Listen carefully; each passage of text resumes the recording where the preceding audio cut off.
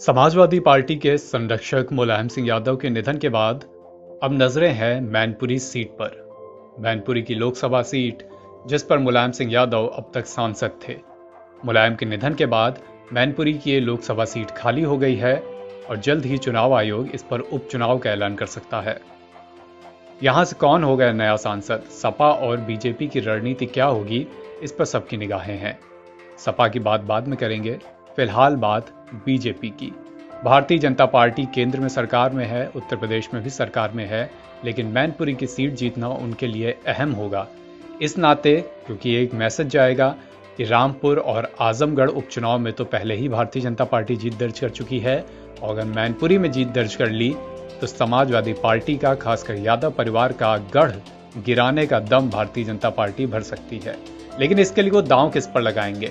तमाम नाम इस रेस में आगे हैं, लेकिन सबसे आगे है यादव परिवार के ही दो व्यक्तियों का नाम।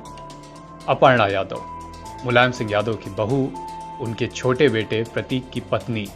अपर्णा यादव लंबे समय तक समाजवादी पार्टी में रहीं, पार्टी की ओर से सक्रिय कार्यकर्ता रहीं, पॉलिटिक्स में एक्टिव रहीं, लेकिन इस साल 2022 में विधानसभा चुनाव से पहले उन्होंने सपा छोड़ी, बीजेपी में आ गईं। अपर्णा भारतीय जनता पार्टी में रहकर लगातार यादव कुनबे पर हमलावर रही हैं और मुमकिन है कि मुलायम सिंह यादव के निधन के बाद खाली हुई सीट पर भारतीय जनता पार्टी अपर्णा को उतार दे। इससे अपर्णा के लिए भी एक बात सिद्ध हो जाएगी कि भारतीय जनता पार्टी में आने के बाद उन्हें कोई बड़ी जिम्मेदारी नहीं मिली है। अगर ये सीट से लड़ने की जिम्मेदारी मिल जाती है तो उनके नाम भी एक बड़ी जिम्मेदारी दर्ज होगी। साथ ही भारतीय जनता पार्टी यादव परिवार के ही किसी सदस्य को उतार कर एक इमोशनल कार्ड खेलने में भी सफल हो सकती है। इसके अलावा दूसरा नाम है शिवपाल यादव का, मुलायम के छोटे भाई अखिलेश के चाचा जी। शिवपाल और अखिलेश की खटपट अब किसी से छिपी नहीं है। प्रगतिशील समाजवादी पार्टी यानी प्रसपा बनाकर शिवपाल पहले ही अलग हो चुके हैं। 2022 चुनाव में अखिलेश के साथ आए थे, सपा के सिंबल पर जसवंत नगर से लड़े, जीते, लेकिन चुनाव हारी समाजवादी पार्टी और सपा प्रसपा चाचा भतीजे अखिलेश शिवपाल के रास्ते फिर अलग हो गए। सार्वजनिक तौर पर भी शिवपाल कई बार अखिलेश पर तंज कस चुके हैं। हाल ही में शिवपाल ने मुलायम सिंह यादव के निधन के बाद मीडिया से बात भी की थी, जिसको लेकर वो उन्होंने आलोचना भी झेली। मीडिया के सामने उन्होंने यहां तक कह दिया कि कोई बड़ी जिम्मेदारी मिलेगी तो निभाएंगे, नहीं मिलेगी तो उन लोगों का तो ध्यान रखना ही है जो हमारे साथ जुड़े हैं, उनका सम्मान बचाना है, कायम रखना है। यानी शिवपाल ने भी इशारे कर दिए हैं कि आगे की राजनीति के हिसाब से उन्होंने गुड़ा गणित लगानी शुरू कर दी है। अपर्णा या शिवपाल या कोई तीसरा नाम, भारतीय जनता पार्टी मैनपुरी से किस पर दाव लगाएगी, ये देखने वाली बात होगी।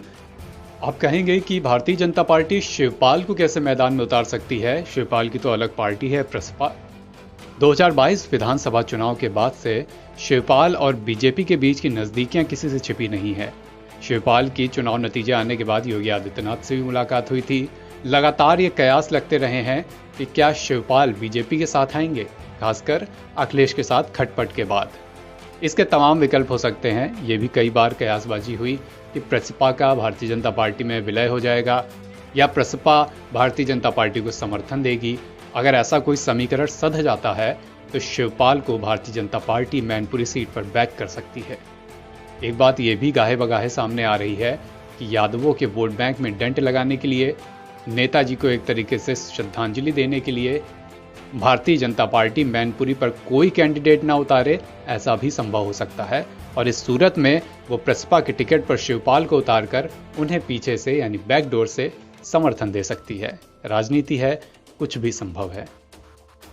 फिलहाल मैनपुरी के समीकरण की बात करें तो 2019 में यहां से मुलायम सिंह यादव जीते थे।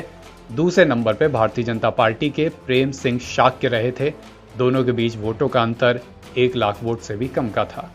2014 में भी मैनपुरी की सीट से मुलायम सिंह यादव जीते थे। सीट खाली हुई तो यहां पर बाई इलेक्शन हुए, जिसमें एक बार फिर समाजवादी पार्टी की जीत हुई। तेज प्रताप सिंह यादव जीते थे और इन उपचुनाव में भी प्रेम सिंह शाक्य नंबर 2 रहे थे।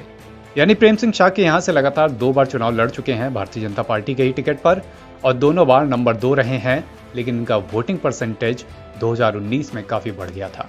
इसलिए भारतीय जनता पार्टी के गुड़ा गणित लगाकर, शाक्य समीकरण साध कर, यादवों के वोट बैंक में डेंट लगाकर तमाम उम्मीदें भारतीय जनता पार्टी रख सकती है। ये उम्मीदें कितनी परवार चढ़ेगी और किसके दम पर